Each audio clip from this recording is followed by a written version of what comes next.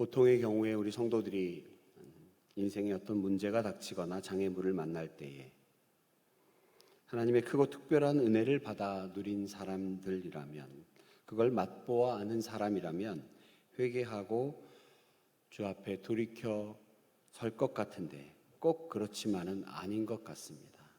이것은 죄악의 문제가 그만큼 간단하지 않은 대단히 심각한 것, 무시무시하다라고 하는 것을 보게 하는 사건입니다. 오늘 본문에 등장하는 북이스라엘의 왕 여로보암은 하나님 앞에서 큰 죄악을 저질렀습니다. 그리고 이러한 여로보암의 회개치 않음, 돌이키지 아니함은 당대의 비극에서 그치지 않고 오늘 34절의 본문의 말씀에 말씀하신 것처럼 이 일이 여로보암 집의 죄가 되어 그 집이 땅 위에서 끊어져 멸망하게 되리라 라고 하는 집안의 멸망까지도 말씀하게 되었습니다. 하나님 분명히 기회를 주셨지만 그 기회를 걷어차버린 여로보암과 그의 가문에게 결국 하나님의 진노는 임한 것입니다. 우리가 잘 아는 대로 솔로몬이 죽고 나서 이스라엘은 남과 북으로 분열되었습니다. 솔로몬의 아들인 르호보암이 남왕국 유다를, 백성들이 지지를 받고 있는 여로보암이 북쪽 이스라엘을 다스리고 있었습니다.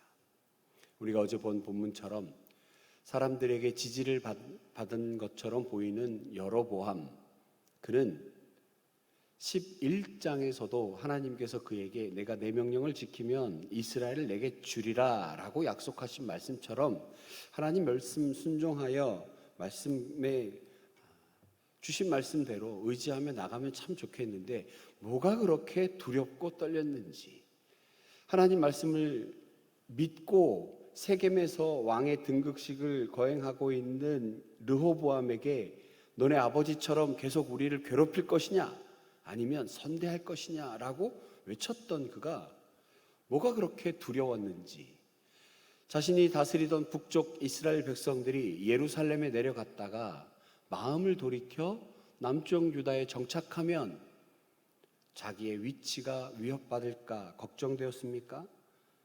어찌하였던지 백성들이 절기를 지키기 위해 예루살렘에 오고 가다 보면 시간의 흐름 따라서 르호보암에게 마음을 줄 것 같았는지 세 가지 중요한 악행을 저질렀음을 우리는 어제 보았습니다. 첫 번째로 금송아지를 세워놨습니다. 굳이 예루살렘까지 갈 필요가 있느냐? 바로 이곳에 출애굽부터 지금까지 함께 하신 그 여호와, 그분이 금송아지다라고 새겨 놓았습니다.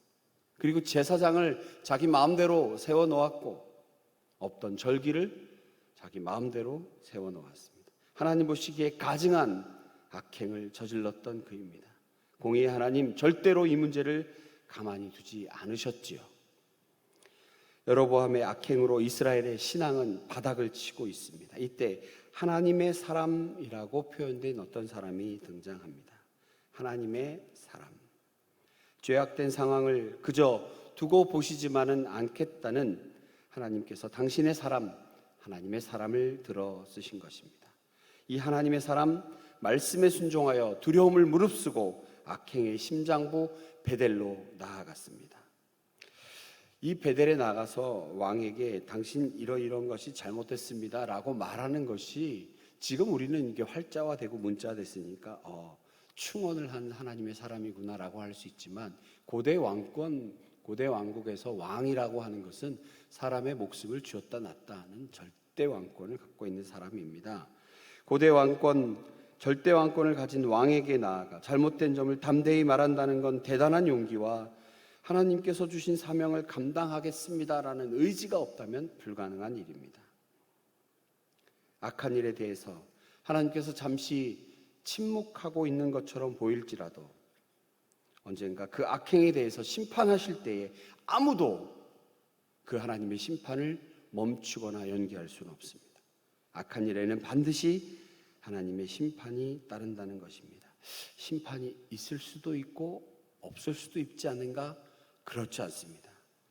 심판은 반드시 있습니다. 하나님을 대적하는 자에게 돌이킬 수 없는 재앙이 뒤따라 임합니다. 바로 여로보암의 손이 마르는 사건이 발생합니다. 손이 마르게 된 사람, 그는 다름 아닌 여로보암 왕 자신입니다. 6절에서도 확인 가능합니다. 내 손이 다시 성하게 기도하라 라고 명령하는 것으로 보아 지금 현재 여로보암의 손이 문제가 생긴 것입니다. 대적자를 향한 하나님의 심판 앞에 누구도 예외가 없습니다. 이때 여로보암이 그 하나님의 사람에게 기도 부탁을 하고 있습니다. 그가 부탁하여 구한 것, 그것은 다름 아닌 하나님의 은혜였습니다. 자기가 하나님 대신에 금송아지 세워놓고 아무 곳에서나 예배할 수 있고 아무나 제사장이 될 수 있다라고 해놓고서는 결국 이제 꼬리 내리고 하나님의 은혜를 구하고 있는 그 모습입니다. 행한 행실을 볼 때는 용서받을 수 없는 여로보암입니다. 그러나 오늘 또 본문을 읽으면서 하나님의 은혜는 역시나 자격 없는 자에게 주어지는 일방적인 선물이구나 라고 하는 걸 깨달을 수밖에 없습니다. 그토록 죄악 가운데 있었던 어찌 보면 죄악의 쑥에 여로보암이 그 죄악 가운데서 있을 때에 하나님께 은혜를 구하고 하나님의 은혜로 그의 손은 회복될 수 있었습니다. 아무리 추악한 죄악이라도 우리 하나님 이렇게 용서하시는 하나님, 긍휼의 하나님이십니다. 우리를 향한 하나님의 은혜는 너무나 크셔서 용서받지 못할 죄악은 없습니다. 적어도 저와 여러분 금송아지 세워놓는 그런 악행을 저지르는 죄인은 아니지 않습니까? 우리들의 모습 가운데 나타나는 죄악된 모습, 이 시간 주 앞에 나와 회개하고 하나님의 은혜를 구하는 우리가 되기를 원합니다.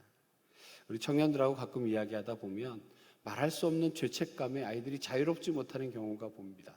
저는 틀렸습니다. 목사님, 이제 저는 저의 인생 앞뒤로 3년은 엉망인 것 같습니다. 왜 그러냐? 죄가 너무 많습니다.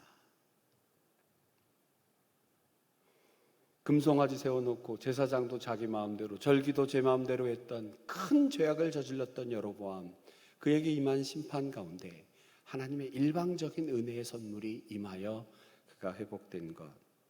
여러분, 우리가 주의 은혜를 구합시다. 다시 성하여 전과 같이 되는 은혜 우리에게 있기를 기도합니다. 손이 마르게 되었던 그가 회복되자 이제 하나님의 사람에게 예물을 주겠다고 합니다. 자신의 손을 고쳐준 그 사람에 대한 고마움의 표현일 수도 있습니다. 속마음을 정확히 알 수는 없지만 아마도 제가 앞뒤 문맥을 읽어볼 때 이건 분명히 아주 절박한 상황이 되었을 때 하나님의 은혜를 구하여 낫게 되었습니다. 그러면 이제 돌이켜 하나님의 은혜 가운데 살아야 하는데 언제 그랬냐는 듯이 또다시 인간적인 욕심이 스멀스멀 올라옵니다. 이것은 자신을 고쳐준 하나님이 어느 순간 안 보이고 대신 은혜를 간구했던 하나님의 사람을 내 곁에 두고 도깨비 방망이처럼 쓰겠다라고 하는 인간의 욕심이 그에게 나타난 것이죠. 여로보암은 예물을 바칠 대상, 그건 그 사람이 아니라 바로 하나님이라고 하는 것을 알아야만 했습니다. 그것을 잊어버렸지요. 여로보암은 여전히 영적 무지에서 벗어나지 못하고 있습니다. 말랐던 손이 펴지긴 했지만 그의 왕조 위에 임할 하나님의 은혜, 그리고 그것을 어겼을 때 어김없이 나타난 진노는 그것을 피하지 못할 이유가 바로 여기에 있었습니다. 죄를 지을 수 있습니다. 그때 내가 분에 넘치도록 받은 은혜에 대한 보답, 그것은 사람이 아닌 하나님이어야 합니다. 결국 여로보암은 은혜의 그 자리에서도 여전히 자신의 욕심만을 생각하고 이 놀라운 초인적인 능력을 가진 초능력자 이 사람을 내 옆에 두어야겠다 생각하진 않았는지 결국 그 왕조 대대로 하나님 앞에 죄를 짓고 진노의 심판을 벗어날 수는 없었습니다. 곧 이어 등장하는 한 늙은 선지자 이야기는 쉽지 않은 이야기입니다. 자, 우리의 시선이 이제 여로보암과 하나님의 사람에서 한 늙은 선지자로 옮겨갑니다. 자, 하나님의 사람, 그는 얼핏 보면 성공한 사명자의 모습입니다. 왕에게 나타나 바른 이야기를 하고 그리고 그에게 치유의 은사까지 보여준 사람입니다. 성공한 사명자입니다. 담대히 왕 앞에 가서 하나님의 진리의 말씀을 전했고 강하고 용기 있고 의지 강한 사람이었습니다. 그리고 하나님의 명령대로 여로보암 앞을 잘 벗어났습니다. 이때 한 베델의 늙은 선지자가 끈질기게 따라붙었습니다. 자기 집으로 가서 함께 떡을 먹자. 그런데 하나님의 사람은 처음에는 단호하게 거절합니다. 15절에서 17절까지 그 내용이 있습니다. 하나님의 사람 처음에 거절하지요. 그러자 이 늙은 선지자가 천사에게 여호와의 말씀을 들었다. 내가 들었다니까 라고 속임수를 썼습니다. 안타깝게도 하나님의 사람은 그의 말을 믿습니다. 현대를 살아가는 우리들, 내가 비록 이단 종교에 빠지는 것은 아니지만 내 안에 하나님 아닌 다른 것들을 세워놓으면 이것들이 다 우상입니다. 처음엔 아니요, 나는 그렇지 않습니다. 오직 내가 주를 바라보며 사는 성도입니다 라고 하지만 어느 순간 위장하고 나타난 그 죄악들이 나에게 어느덧 하나님 계셔야 하는 그 자리를 차고 들어와 하나님처럼 내가 그것을 섬기게 하는 일들이 얼마나 많습니까? 그것이 무엇입니까? 물질적인 것. 온통 세상이 돈하고 온통 세상이 출세하고 더 많은 것 가지려 하고 나도 그대와 같은 선지자라 라고 속임수를 쓴 베델의 교활한 늙은이의 죄악, 그것은 분명히 너무나 큽니다. 거짓과 속임수는 사탄의 방법입니다. 그러나 그럼에도 불구하고 속아 넘어간 쪽의 책임도 있습니다. 오늘 우리에게 말씀하십니다. 늘 깨어 영적 분별력을 가져야 한다. 사명을 모두 잘 감당했다라고 보여지는 그 하나님의 사람도 한순간에 그 긴장이 느슨해지더니 절반의 성공만을 거둔 채 안타까운 최후를 맞이한 것을 우리가 보게 되지 않습니까? 오늘 본문을 통해서 우리는 두 주인공을 만났습니다. 여호와의 보시기에 악한 일을 행한 여로보암, 그리고 그를 향해 담대히 나아가 주의 뜻을 외쳐 전한 하나님의 사람. 적어도 우리들 가운데 여로보암의 죄악길을 따라가는 사람들이 있어서는 안 될 것입니다. 그리고 두 번째 주인공 하나님의 사람처럼 주의 말씀 끝까지 그리고 온전하게 사명 감당하되 결국에는 순종하지 못하고 죄악의 유혹에 넘어가 늘 제자리 아니 도로 후퇴하며 신앙의 모습을 보이는, 그래서 절반의 성공에 그치는 인생을 살아가고 있다면 자기 자신을 겸손히 돌아보는 이 시간 되기를 축복합니다. 하나님의 말씀은 너무나도 명확하게 우리에게 말씀합니다. 어느 순간 잠시 잠깐 긴장을 늦출 수 없는 우리의 신앙 여정입니다. 그런데 그것이 내 힘으로 가능합니까? 하나님 도와주셔야 합니다. 주의 도우심을 구하는 이 아침 되시기를 간절히 축원합니다. 전능하신 아버지 하나님, 오늘도 귀한 말씀을 통하여 우리에게 두 주먹 불끈 주게 하시니 감사합니다.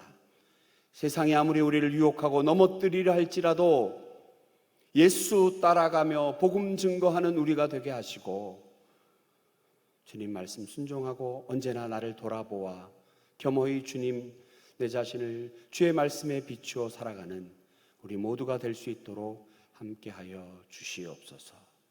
슬픔 당한 가정을 위로해 주시고 우리 온 성도가 함께 위로하며 주께서 주시는 평안 가운데에 오늘의 모든 일들 주께서 함께 하시고 인도해 주시옵소서. 주님 주신 은혜를 감사드리며 예수님 거룩하신 이름으로 기도하옵나이다. 아멘.